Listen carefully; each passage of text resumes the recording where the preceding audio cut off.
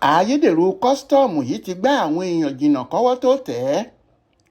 Ọwọ́ iléeṣẹ́ ọlọ́pàá agbègbè Zone 2 Oníkan nípínlẹ̀ Èkó ti tẹ Ayederu kọsitọọmu kan, abilékọ Rékìyá Músá, ẹni tí wọ́n fẹ̀sùn kàn pé ṣe ló ń lu àwọn aráàlú ní jìbìtì owó ńlá pẹ̀lú bó ṣe máa ń parọ́ fún wọn pé òun máa bá wọn rà lára mọ́tò tí iléeṣẹ́ kọsitọọmu fẹ́ lù ní gbàǹjo lówó pọ́ọ́kú.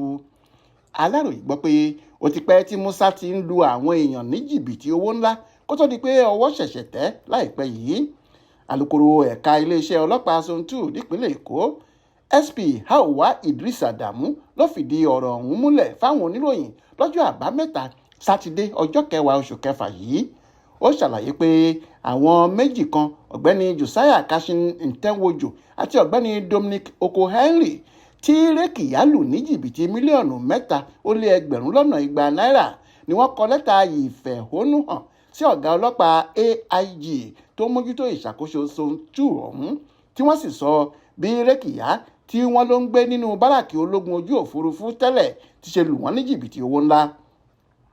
Alukoro ní ojú ẹsẹ̀ tí ọ̀gá ọlọ́pàá ti gba lẹ́tà àwọn èèyàn tí wọ́n fẹjọ́ Músá sùn ló ti yan àkànṣe ikọ̀ ọlọ́pàá kan pé kí wọ́n bẹ̀rẹ̀ iṣẹ́ nípa ẹ̀sùn tí wọ́n fi kan Rékìyá yìí ní kíákíá. Ohun táwọn tó lù ní jìbìtì sọ ni pé ajagunfẹ̀yìntì kan, Akínwándé Káyọ̀dé, tó jẹ́ ọmọ ojú ogun òfurufú ilẹ̀ wa, ló ṣe atọ́nà báwọn ṣe pàdé Músá, táwọn sì sanwó mọ́tò tó ṣèlérí láti bá àwọn rà sínú àkáǹtì UBA rẹ̀ kan. Ṣùgbọ́n gbàrà tí owó wọ àkáǹtì obìnrin yìí làwọn kò ti rí i pè mọ́ lórí fóònù rẹ̀.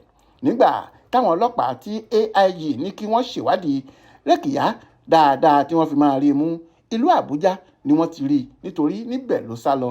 Ibẹ̀ lọ́wọ́ sì ti tẹ̀ ẹ́ tí wọ́n sì fọwọ́ òfin mú padà wá sí ìlú Èkó. Obìnrin Ayederu kọsitọọmu yìí ti jẹ́wọ́ pé lóòótọ́ lòun gbowó lọ́wọ́ àwọn tí wọ́n fẹjọ́ òun sùn ní Zone 2.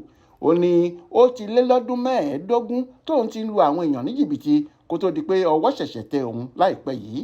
Síwájú sí i, Músá ní gbàrà tóun ti gbowó náà lọ́wọ́ àwọn tóun lù ní jìbìtì lòun ti fún Akínwándé, tó jẹ́ ọ̀rẹ́kùnrin òun, ní mílíọ̀nù kan náírà nínú rẹ̀. Lára àwọn ẹrù òfin tí wọ́n bá lọ́wọ́ rẹ̀ ní Ayederu káàdì ìdánimọ̀ tàwọn kọ́sítọ́ọ̀mù àtàwọn ohun mìíràn tó fi hàn gbangba pé ọjọ́ pẹ́ tí Músá ti ń lu àwọn aráàlú ní jìbìtì. Wọ́n ti sọ pé tí àwọn bá ti parí ìwádìí nípa ẹ̀sùn jìbìtì tí wọ́n fi kàn án, làwọn yóò fojú rẹ̀ bá ilé ẹjọ́ lẹ́yẹ kò sọ̀kà. Adéwálé Adéoyè ló ṣàkójọpọ̀ ìròyìn ọ̀hún fún Aláròyé online television.